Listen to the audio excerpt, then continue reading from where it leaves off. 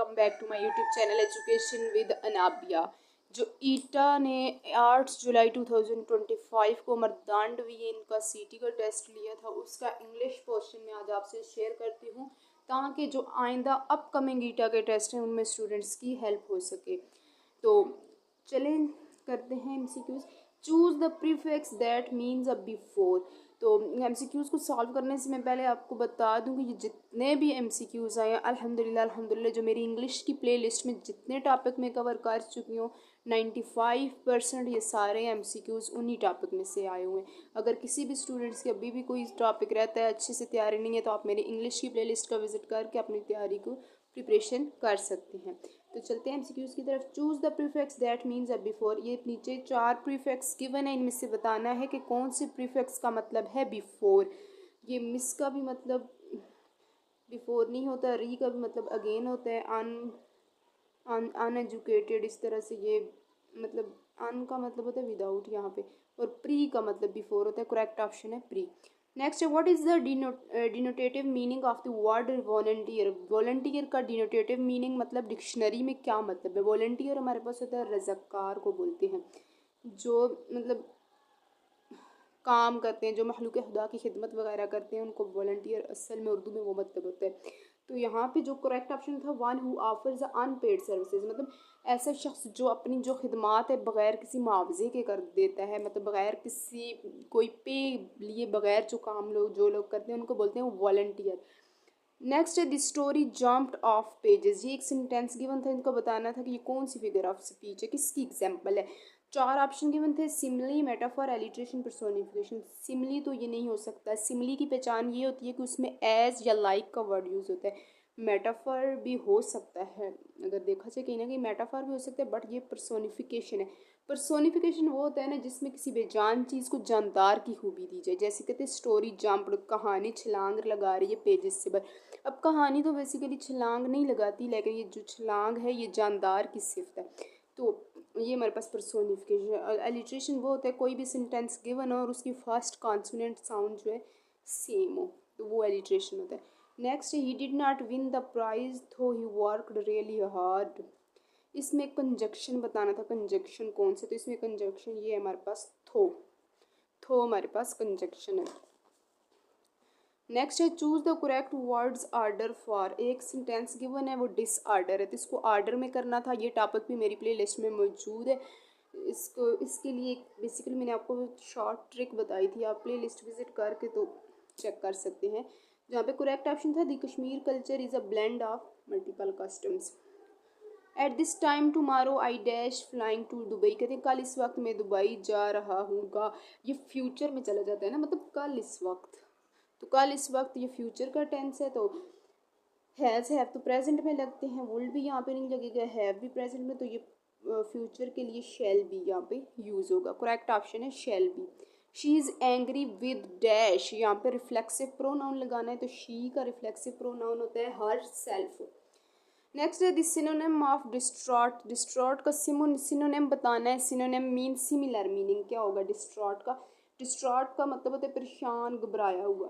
तो यहाँ पे ये जितने भी हैं कंपोज्ड, रिकोलेक्टिक, सेल्फ कंपोज्ड, इन सब का मतलब होता है पुरसुकून, मतलब खामोश सा। लेकिन यहाँ पे डिस्ट्रैक्टेड का मतलब भटका हुआ, गमज़दा, तो इसका सिनोनिम है डिस्ट्रैक्टेड।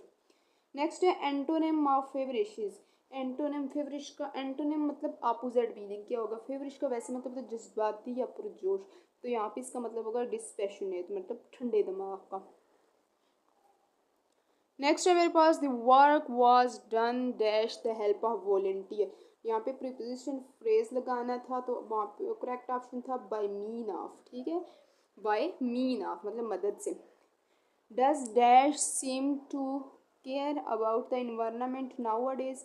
तो नीचे 4 ऑप्शन गिवन थे, someone, anybody, somebody, something. Something तो आ ही नहीं सकता, पहले इसको निकाल दें।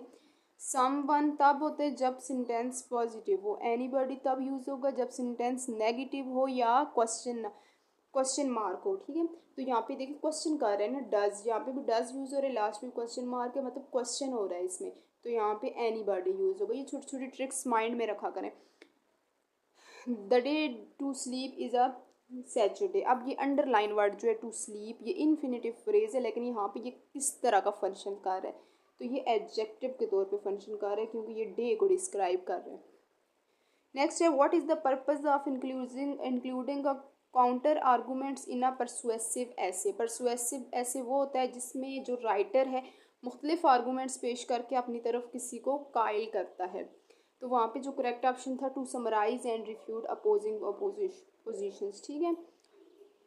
नेक्स्ट है which sentence contains a transitive verb. Transitive and intransitive verb में डिफरेंस ये होता है कि ट्रांजिटिव वर्ब को ऑब्जेक्ट की ज़रूरत होती है, इनट्रांजिटिव को ऑब्जेक्ट की ज़रूरत नहीं होती। वहाँ पे जितने भी ऑप्शन गिवन थे उनमें से जो करेक्ट ऑप्शन था वो है he close the door. He उसने क्लोज, उसने बंद किया, द डोर दरवाज़ा, ऑब्जेक्ट डोर है ना, तो यहाँ पे ये ट्रांजिटिव सेंटेंस था। नेक्स्ट है we dash football if the weather were good. तो ये हमारे पास सेकंड कंडीशनल क्लास है। ये फर्स्ट कंडीशन, सेकंड, थर्ड और फोर्थ नहीं, फोर्थ नहीं सॉरी, ज़ीरो, ये सारी कंडीशंस जो है मैंने आप लोगों को करवाई हुई हैं। वहाँ पे भी इनकी स्ट्रक्चर्स को आप लोग देख लेते हैं, देख लीजिएगा। ये सेकंड कंडीशनल क्लास है, यहाँ पे लगेगा वुल्ड प्ले।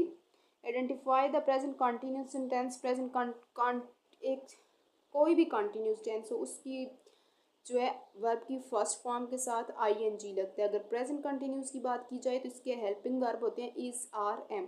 तो प्रेजेंट कंटिन्यूस टेंस की पहचान ये है कि इसके सेंटेंस टेंसेस में इज, आर, एम यूज़ होगा। तो यहाँ पे चलें चेक करते हैं कौन से टेंस में इज लगा, आर, एम लगा हुआ है। तो फर्स्ट टेंस में देखें इज भी लगा हुआ है, फर्स्ट फॉर्म के साथ आईएनजी भी लगा है, तो दिस इज करेक्ट वन, ठीक है।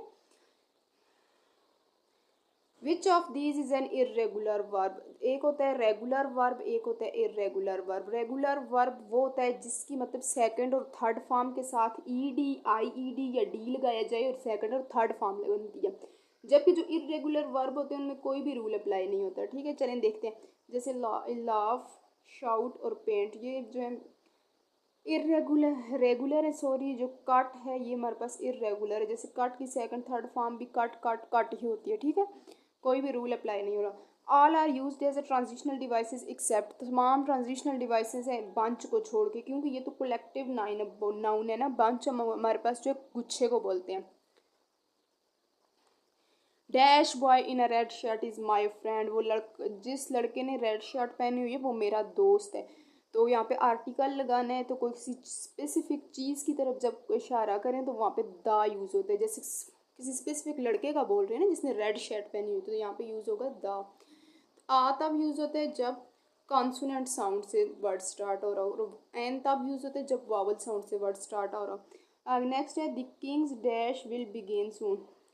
तो इसमें तीन होमोनिम्स गिवन है। उन होमोनिम्स में जो है होमोनिम्स वो होमोफोन्स वो होते हैं जिनकी साउंड सेम और मीनिंग डिफरेंट हो। आप देखो रेन रेन रेन, ये रिंग इसको साइड पे ही कर लें, रेन रेन रेन, तीनों की जो साउंड सेम है लेकिन मीनिंग डिफरेंट है। इस रेन का मतलब बादशाह, रेन बारिश, रीन लगाम। तो अब यहाँ पे बारिश तो नहीं यूज सकते कि बादशाह जल्दी बारिश स्टार्ट करने वाले, नहीं। बादशाह जल्दी लगाम, नहीं। बादशाह जल्दी बादशाह या हुकूमत स्टार्ट करने वाला, तो यहाँ पे ये रेन आएगा। They have eaten all the apples, तो इसको पैसिव वॉइस में बनाना था। पैसिव वॉइस में बनाते वक्त इस तरह कहते हैं ऑब्जेक्ट सब्जेक्ट की जगह आ जाता है, वर्ब की थर्ड फॉर्म यूज़ होती है और ऑब्जेक्ट के साथ बाय यूज़ होते हैं, ठीक है। All the apples have been eaten by them. Ali said I visited Lahore last week, Ali ने कहा कि वो लास्ट वीक लाहौर विजिट जाएगा।